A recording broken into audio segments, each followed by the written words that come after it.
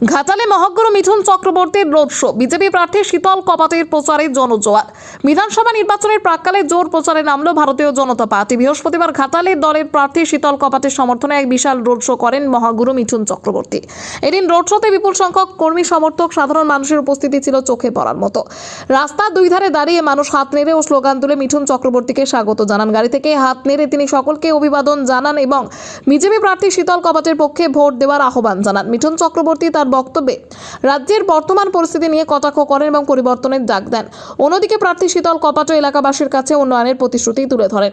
পুরো road show ঘিরে ঘাটাল জুড়ে উৎসব মুখর পরিবেশ তৈরি হয় এবং নির্বাচনের আগে রাজনৈতিক উত্তাপ আরও বাড়িয়ে দিল।